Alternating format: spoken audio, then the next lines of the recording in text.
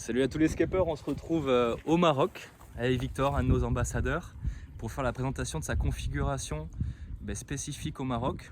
Si vous voulez voir sa configuration, on va dire daily, vous allez sur la vidéo qui apparaît peut-être là ou dans la description, la vidéo de présentation du porte-matériel. Donc là on va vous présenter la configuration. Le but en fait c'est qu'on est parti 3 semaines au Maroc.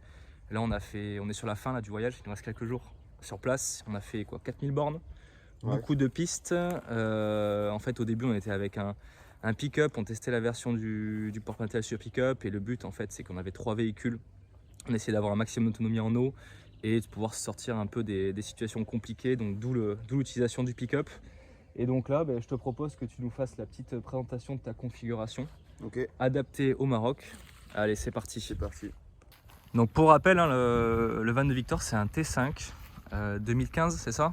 2015, ouais. Double porte et donc ça c'est une configuration un peu différente parce que là on a un haillon, donc ça vous permet de voir comment ça marche avec un double porte. Je te propose que tu nous expliques un peu les besoins quoi. Les besoins pour le Maroc c'était simple, on savait qu'on allait faire pas mal de pistes, donc l'idée c'était d'avoir une deuxième roue de secours en cas de problème, de ne pas être après on va dire embêté en cas d'une première crevaison. Donc j'ai pris le porte-roue avec une deuxième roue de secours, étant donné que j'en ai déjà une dessous. Le deuxième point c'était d'avoir un maximum d'eau, parce qu'on était 6. Moi j'ai 60 litres sous le van, donc 60 litres c'était pas suffisant, en sachant que Théo lui avait que de l'eau sur son porte-matériel aussi. Ouais, moi j'ai que 46 litres d'eau, donc 20 litres dans le jerrycan et 26 litres dans la douche solaire qu'on voit pas sur le bras gauche parce que le van en fait il est pas encore aménagé, il n'y a pas le réservoir d'eau.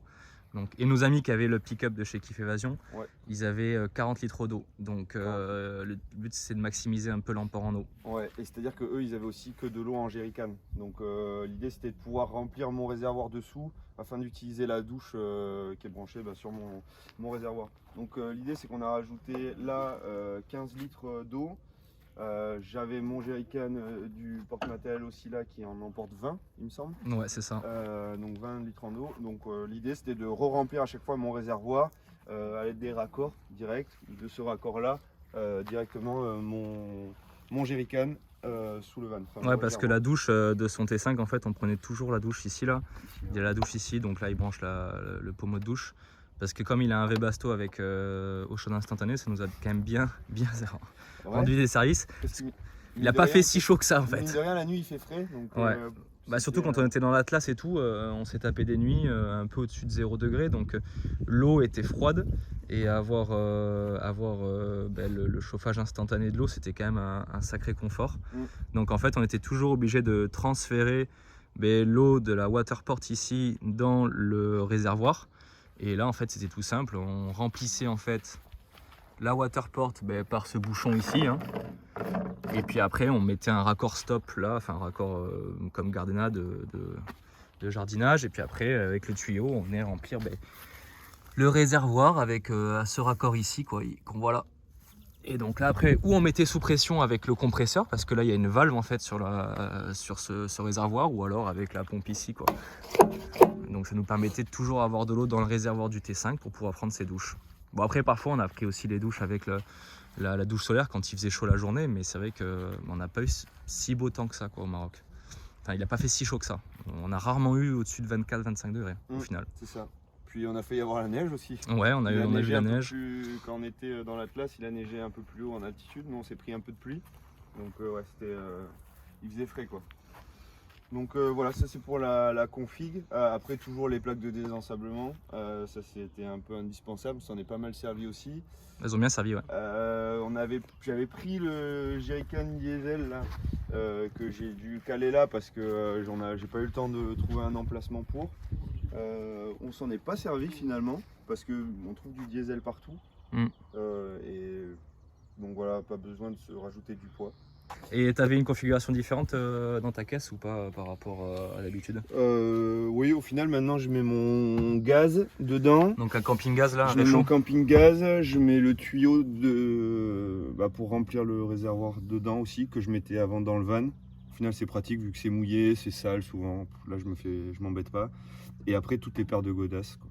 D'accord, ouais. Toutes les paires de godasses. Et t'as aussi les gouttoirs pour faire la les vaisselle. gouttoirs et la bassine pour faire la vaisselle aussi dedans. Ouais, parce qu'aussi on mettait toute la vaisselle, moi ma caisse elle est pleine, on mettait toute la vaisselle dans la caisse en fait, avant de la faire. Vu qu'on la faisait pas toujours le jour J. Ici j'ai le petit barbecue aussi, portable, ici là, qui prend pas de place, qui est franchement bien. On s'en est servi 2-3 fois pour faire de la kefta. Ouais. Et des brochettes d'agneau, enfin des côtelettes d'agneau. Après toujours le standard, c'est-à-dire jerrycan d'eau avec un petit robinet ici, qui permet d'avoir toujours de l'eau accessible à l'extérieur. Et la grande nouveauté quand même, alors qui nous a le plus servi au final. Ouais, c'est ça. Du coup, Théo et Pascal, là, ils m'ont proposé de tester ça. Je savais pas trop à quoi m'attendre au début. C'est un sac de rangement plutôt axé normalement sur les poubelles, mais qui peut servir aussi à du rangement parce qu'il y a quand même des grosses poches sur les côtés et qui a une bonne contenance. Et en fait, c'est un sac pour contenir les poubelles. Et on se dit que on se demande l'utilité au début, mais c'est hyper pratique parce que du coup il y a un rangement à l'intérieur avec la poubelle et l'autre rangement où on peut mettre tout ce qui est recyclable, le verre, bon là on a mis les bouteilles de gaz, le verre, le carton. Et en fait ça traîne pas dans le van parce que les poubelles ça peut couler dans le van, il peut y avoir quand même pas mal de problèmes, ça nous est déjà arrivé. Parce que le fond est percé en plus. Parce que le donc fond, ici en fait, là ouais. En grillage. Donc en fait tout ce qui est poussière et tout ça sort, tout ce qui est liquide ça sort. Donc au final c'est quand même hyper pratique d'avoir la poubelle à l'extérieur et stockée à l'extérieur aussi. Pour les odeurs et pour tout ce qui peut couler ou autre quoi. Du coup moi je me suis servi, en fait j'avais déjà verrouillé ma roue de secours pour pas qu'on puisse me la prendre avec un cadenas sur le module. Et en fait sur le sac il y a une sangle avec un œillet là, donc je l'ai passé dedans. Et en fait ça te permet que, bon déjà c'est difficile à enlever, il faut enlever toutes les sangles etc. Mais il y a une dernière sécurité avec le cadenas, donc bon, ça sécurise un peu plus la poubelle. Mais bon. Bon après ça n'empêche pas que si on veut le voler il coupe les sangles, mais du coup après c'est moins utile quoi. C'est moins utile. Bon après on vous déconseille de mettre un ordinateur là-dedans quoi. Ça y a moyen que vous le voyez plus après. Globalement on s'est garé dans plein d'endroits plus ou moins on va dire craignos et personne me l'a jamais ouvert. Et donc au final bon je pense que les gens automatiquement se disent c'est à l'extérieur, c'est que ça doit pas être de la grande valeur quoi. Ouais. Donc bon. Bah, un peu pareil pour les caisses hein, au final. Bon après il suffit d'une fois pour que ça arrive hein, mais bon, c'est vrai qu'on n'a jamais eu de gens qui ont tourné autour de nos portables matériels. Pourtant on a quand même pas mal de matos là au final sur ces deux configurations. Vous verrez il y aura une autre vidéo de présentation de la configuration qu'il y a sur le T5 Skep. Donc mais bon franchement on n'a jamais eu de soucis par rapport à ça parce que là on peut facilement accéder dedans. Bon il n'y a qu'une poubelle donc je pense qu'au final c'est pas très intéressant. Mais bon. Personne n'a jamais essayé d'ouvrir ou quoi que ce soit donc voilà. Donc ouais franchement hyper je m'attendais pas à grand chose et puis finalement c'est quand même hyper pratique. Ouais. On pourrait y mettre éventuellement des cales dedans je pense ou même du rangement aussi, ça peut être sympa.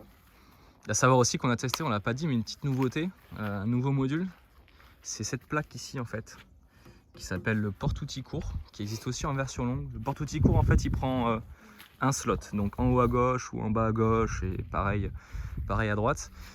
Et le porte-outils long lui va prendre deux emplacements, comme les simulbars par exemple. Et en fait le principe c'est que c'est une tôle en aluminium de 4 mm d'épaisseur qui est pré-percée, mais on peut la repercer comme on veut et nous d'ailleurs on l'a percée en fait pour pouvoir installer ce réservoir. Et en fait ça vous permet d'emporter un peu tout ce que vous voulez et surtout des accessoires qu'on n'a pas prévus et que vous voulez vous bricoler vous-même. Donc c'est vrai que ça c'est pratique au final, ça nous a rendu un bon service pour installer ce réservoir d'eau là. Alors moi je reste persuadé quand même qu'on a un avantage, les doubles portes, c'est que une fois qu'on est stationné, on peut verrouiller une porte et toujours avoir celle-là d'accessible. Donc ça c'est vachement bien quand on a juste besoin d'attraper un petit truc. Ouais, c'est le gros avantage par rapport au rayon. Le rayon, on est obligé d'ouvrir les deux bras du porte-matériel. Là, il suffit d'ouvrir le bras gauche pour ouvrir la porte gauche et avoir l'accès à l'arrière, quoi. Voilà. Ça fait une petite gueule sympathique quand même. Donc voilà, petite vidéo sympa où on vous a présenté en fait la nouvelle configuration. Donc vous voyez, hein, avec un peu de réflexion, quelques outils, on peut très facilement changer de configuration et s'adapter à ses voyages. C'est quand même le but principal en fait du porte-matériel.